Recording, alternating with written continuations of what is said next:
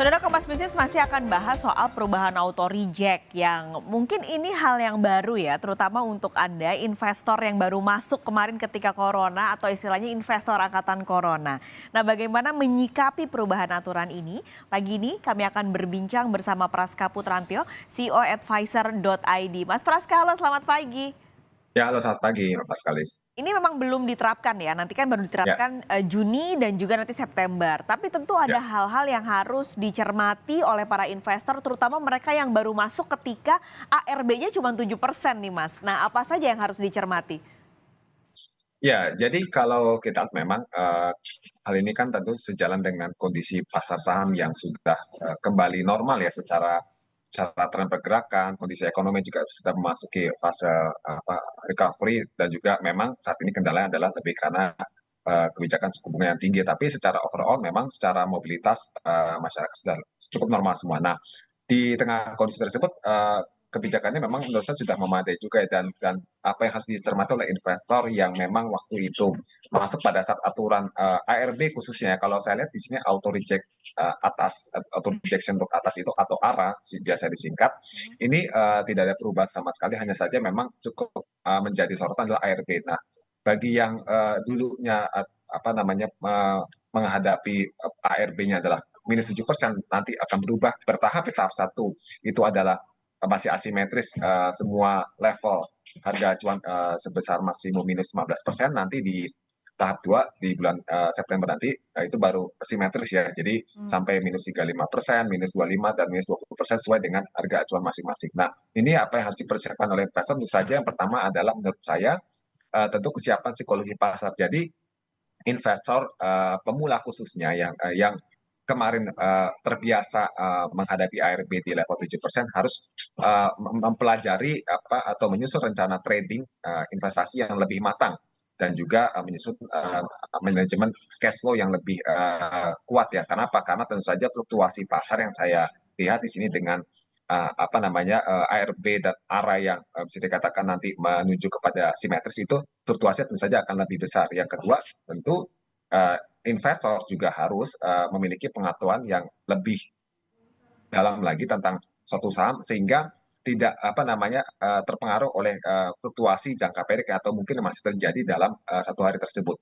Dan yang ketiga menurut saya tentu saja investor harus kembali mengecek ya bagaimana profil risiko dia ya terkait dengan tujuan dia bermain saham, apakah memang untuk trading, one day trading atau memang untuk value investing yang lebih panjang lagi jangka waktunya. Kira-kira seperti itu. Nah, ini berarti kalau tadi kita harus tahu kita lebih senang atau lebih memilih trading atau investing, pasti ada dua strategi yang berbeda ya Mas. Mungkin kita bahas yang trading dulu. Kalau ketika kita trading lalu tiba-tiba saham kita kayaknya sudah mau ARB nih, itu bagaimana strateginya? Lebih baik kita lepas saja tapi cut loss-nya cukup banyak atau ditahan aja karena siapa tahu nanti bisa naiknya lebih tinggi lagi. Ya, tentu saja ini yang memang menjadi tantangan nih yang sangat unik menurut saya di tengah nanti ARB-nya dibuka menjadi lebih dalam ya, di mana lebih ke simetris. Jadi dengan menyikapi fluktuasi pada saat koreksi yang cukup dalam terjadi, investor yang memilih dengan strategi trading itu harus menetapkan batasan cut loss yang disiplin. Menurut saya seperti itu. Hmm. Apakah memang bisa dilakukan cut loss itu di apa namanya di dalam hari perdagangan atau menunggu sampai hari perdagangan usai, dan tentu saja masing-masing tentu memiliki konsekuensi risiko masing-masing. Dan tadi yang saya kaitkan dengan sebelumnya adalah tentu saja investor harus sebelum memutuskan berapa cut loss yang harus ditetapkan serta kapan harus dilakukannya itu harus kembali kepada rencana trading tadi yang dia sudah tentukan di awal serta manajemen cash flow-nya atau arus kas, karena pada saat dia nanti memutuskan untuk katakan tentu saja harus memilih alternatif investasi lain yang lebih menguntungkan atau bisa memiliki potensi yang lebih baik dibandingkan sudah dia cut loss seperti kira-kira. Jadi Oke. memang kembali kepada setting dari profil risiko serta rencana dia itu seperti apa yang sudah ditetapkan di awal.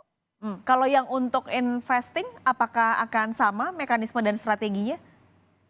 Menurut saya akan berbeda bagi yang memilih value investing atau berbasis pada fundamental atau katakan 80% pemilihan investasi berbasis pada fundamental, fluktuasi ARB ARA ini atau ARB yang sangat ditakuti oleh investor menurut saya ini tidak menjadi masalah. Kenapa? Karena bagi value investor ya tentu saja koreksi dari suatu saham ini menjadi peluang yang sangat menarik. Bisa mendapatkan harga yang lebih murah dan bisa mencermati sedalam apa koreksi harga pasar sehingga dia bisa menentukan besaran kas atau cash flow yang akan diinjek untuk diinvestasikan di saham tersebut yang sudah dianggap sudah masuk entry points lah untuk bisa diinvestasikan. Kira-kira seperti itu. Karena orientasinya kalau kita bicara value investing itu lebih ke jangka panjang, misalnya 6 bulan, setahun, atau bahkan lebih dari setahun. Karena yang dipegang adalah proyeksi kinerja fundamental, pembagian dividen, atau mungkin capital gain dalam jangka panjang. Kira-kira seperti itu. Tapi ketika memang strategi sudah Nah, yang dilakukan. kalau trading Aha. atau swing trading ya, Ah. Ini tapi Mas Praska tentu harapannya investor tidak tidak terjebak begitu dengan saham-saham ARB apapun strategi yang mereka lakukan. Nah, gimana caranya supaya investor tidak terjebak saham-saham yang ARB gitu yang punya potensi untuk ARB? ya baik.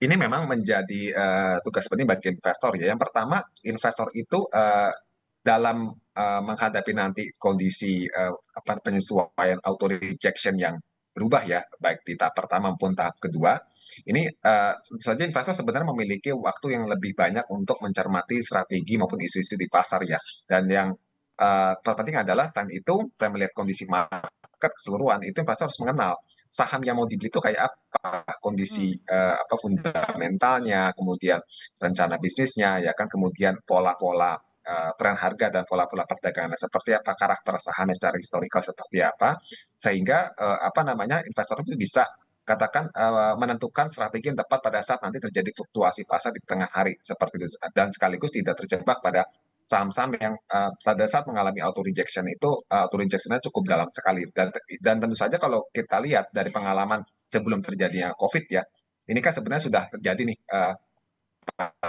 seperti ini yang simetris sebelum COVID. Nah, ini menurut saya tentu saja auto rejection yang cukup dalam tersebut terjadi dikarenakan memang ya ada isu-isu yang berkaitan dengan fundamental dari perusahaan tersebut.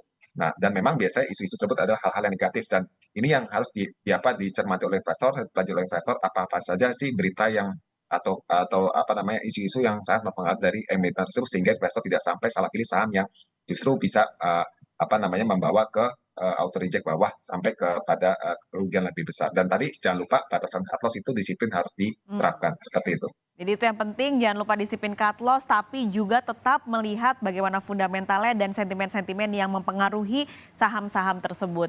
Mas Praska, terima kasih sudah berbagi tips pagi ini di Kompas Bisnis. Sehat selalu Mas Praska. Terima kasih.